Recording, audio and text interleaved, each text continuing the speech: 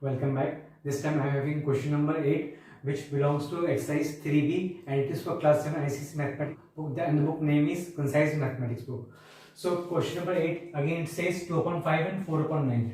So what question number 8 wants to say? Insert three fractions between. Now over here I have already done in question number 7 it says insert one fraction between. Now we have to insert three fraction. अब पहले इसमें जो है हमें one fraction निकालना था. अब in question number 8 we have to find out three fraction. हमें तीन फ्रैक्शन इसमें पता लगाने. तो मैं जो वही सिंपल मेथड है बुक का वही यूज करूंगा फिलहाल के लिए. मैं वो जो वाला मेथड यूज करूंगा जिसमें जो है डिनोमिनेटर को लाइक एक साथ सेम एक जैसा किया जाता है. मैं सिंपल मेथड ही यूज करूंगा. तो जो सबसे पहले क्या करना है हमें 2/5 इस तरह से लिख देना है लाइक दिस. और जो है यहाँ पे लिखेंगे 4/9. सो 4/9 है. तो जो आपका पहला फ्रैक्शन निकलेगा वो बल्कि जो है बेटर होगा कि इसे इतना लेंथी हो जाएगा. तो मैं इसे और इसे इस तरह से मैं करके मैं इसे वैसे ही करता हूँ और थोड़ा इजी बना देता हूँ क्वेश्चन को. मैं इसको इतना लेंथी लिखूंगा भी बिकॉज हमें तीन फ्रैक्शन पता लगाना है. मैं यहीं पे लिख रहा हूँ. मुझे क्या करना है सबसे पहला फ्रैक्शन निकालने के लिए 2 और ये 4 इनको आपस में ऐड कर देना है इस तरीके से लाइक द न्यूमरेटर्स इनको आपस में ऐड कर देना है और फिर जो डिनोमिनेटर्स उनको नीचे ऐड कर देना है. तो ऐसे करने से आएगा 2 + 4 that is your 6 and 9 + 5 that is your 14. सो 2 + 4 6 हो गया, 9 + 5 हो गया 14 हो गया आपका. अब जो 2 3 6 एंड 2 7 से 14. So it's 3/7. सो 3/7 हमारा एक फ्रैक्शन निकला इसका बीच का. अब 3/7 निकल चुका है. अब हम जो हमें दो और फ्रैक्शन का पता लगाना है.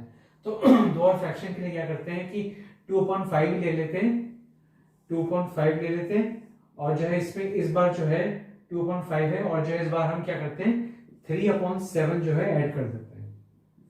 हम इससे चाहे जितने चाहे एज मेनी जो है फ्रैक्शंस आप possible these are possible so you can take out by this method.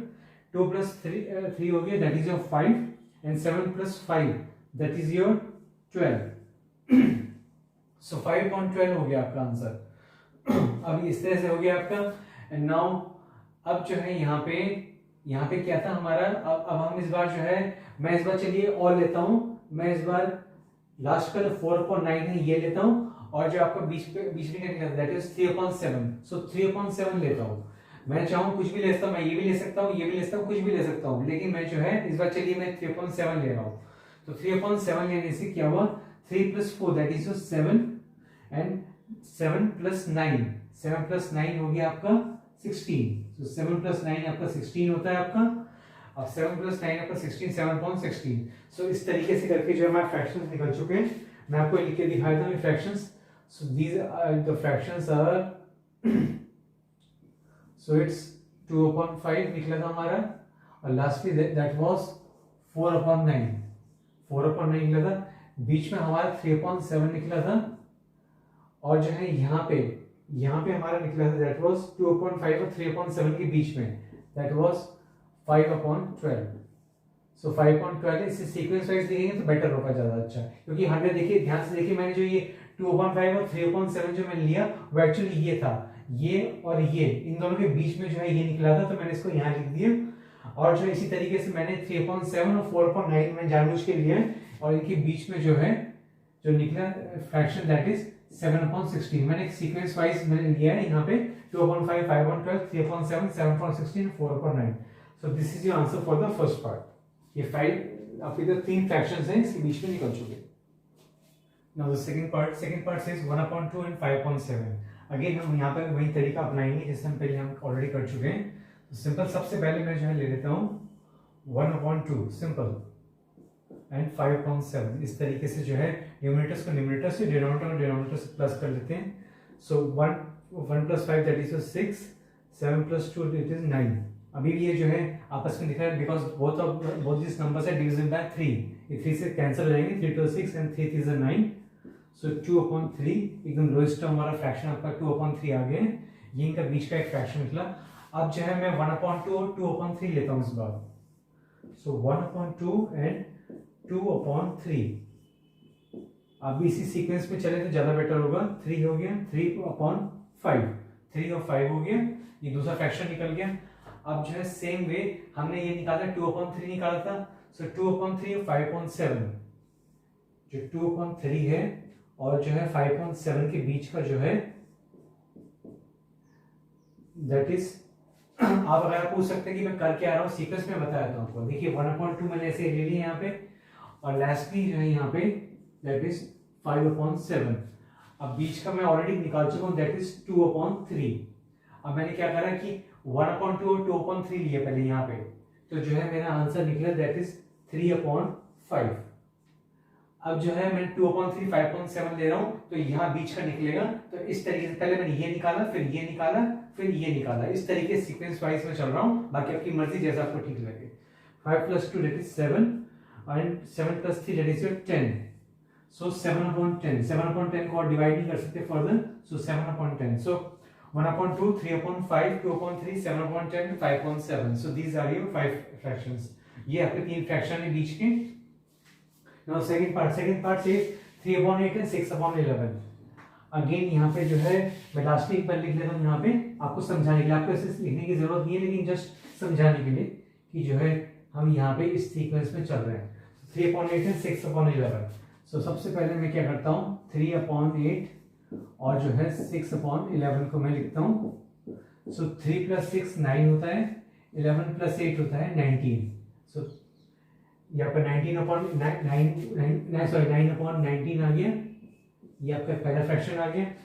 अब जो है हमारे पास 2 फ्रैक्शन चाहिए, तो इन दोनों के बीच का निकालेंगे हम। सो 3/8 हो गया, और जो है 9/11 हो गया। सो 3 + 9 होता है 12 होता है, 11 + 8 होता है दैट इज योर 19। आपका जो है ये हो गया, that is, I am sorry, एक मैंने मिस्टेक कर दी है। It's not 11, it's 19, it's 19। सो 19 हो गया। सो 9 + 3 12 हो गया, 19 + 8, सो 19 + 8 इज योर 27। अब ध्यान से देखिए, दोनों के जो है 3 से कैंसिल हो जाते हैं। अगर आपको 3 का टेबल या ठीक से याद हो, 3 4 से 12 एंड 3 9 से 27। सो 4/9। सो 4/9 आपका जो है ये आंसर आ गया। अब जो है लास्टली जो है आपका दैट इज 4/9 हमारा आ गया, तो मैं लिख देता हूँ यहाँ पे। अब जो है 9/19 एंड 6/11। सो 9/19 एंड 6/11 आपको भी इस सीक्वेंस में चलेंगे तो ज्यादा बेटर होगा।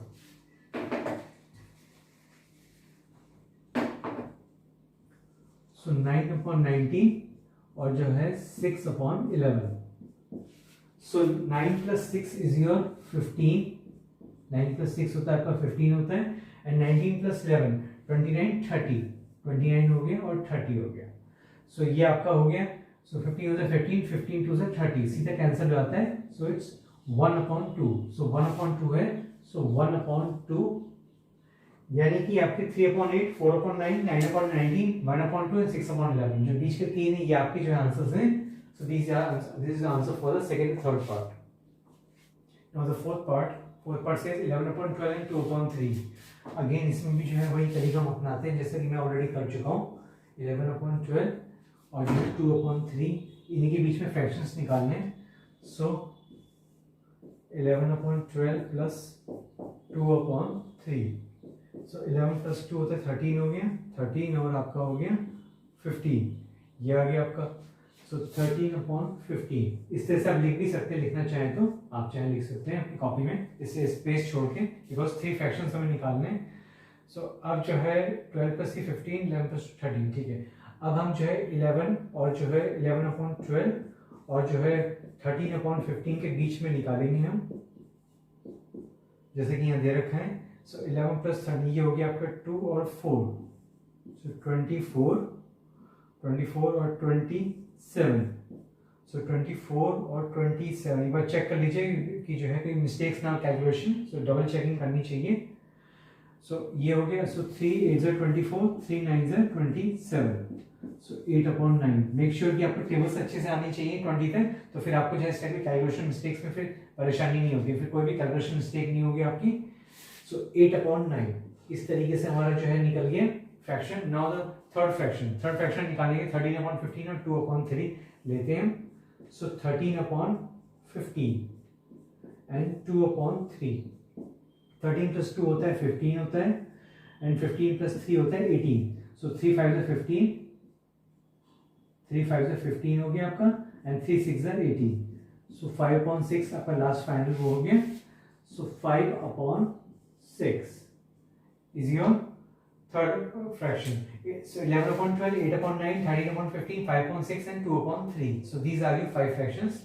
Now the last part of this video, the fifth part, 4 upon 7 and 3 upon 4. Again इसमें भी जो है वही तरीका अपनाएंगे हम, 4 upon 7 and your 3 upon 4. So सबसे पहले 4 upon 7 upon और 3 upon 4 के बीच का हम निकालते हैं. तो इसको प्लस करने का तरीका है, बहुत अच्छा है, ये शॉर्टकट है. ये 4 plus 3 is your 7 and 7 plus 4 is your 11. तो ये आपका जो है पहला फ्रैक्शन निकला है. तो बीचों बीच यहाँ लिख देता हूँ 7 upon 11. सो ये आ गया. अब जो है अगला हम करते हैं, दैट इज 4 upon 7 और 7 upon 11. इन दोनों के बीच का हम जो है गैप, वो इसके बीच का हम फ्रैक्शन निकालते हैं. सो 4 upon 7 और आपका जो है 7 upon 11. 7 plus 4 होता है 11, 11 plus 7 होता है आपका 18. सो 11 upon 18 हो गया. दूसरा फ्रैक्शन में निकाला है. अब तीसरा फ्रैक्शन निकालना है यहाँ, तो 7 upon 11 और 3 upon 4. सो 7 upon 11 और प्लस 3 upon 4. मेक श्योर कि कभी भी ऐसी गलती मत कीजिएगा कि 7 upon 11 प्लस 3 upon 4 लिख दीजिएगा, बिकॉज वो एक फ्रैक्शन बन जाएगा पूरा प्रॉपर. इसमें जो है दोनों जगह ऊपर नीचे प्लस लगेगा, बीच ऐसा नहीं कि बीच में लगेगा, बिकॉज अगर बीच में आपने लगा दिया तो वो एक नया टाइप का क्वेश्चन तैयार हो जाएगा, वो एक अलग चीज होगी. तो ये अलग चीज है, और वो बीच में फ्रैक्शन जो प्लस लगाते हैं, फ्रैक्शन से सॉल्व करते हैं, वो एक अलग चीज होती है. 7 plus 3 होता है 10, और जो 11 plus 4 हो गया आपका, that is your 15. 7 plus 3 10, 11 plus 4 15. Make sure कि बार बार चेक करते रहिए कि क्वेश्चन मिस्टेक ना होने पाए. 5 2 10 एंड 5 3 15. ये भी चले गया. अब जो है लोएस्ट टर्म में आ गया. So your answers are 4 upon 7, 11 upon 18, 7 upon 11, 2 upon 3 and your 3 upon 4. So these are your 5 fractions for the fifth part. So this is the ending of this video. Thanks for watching and see you in the next video.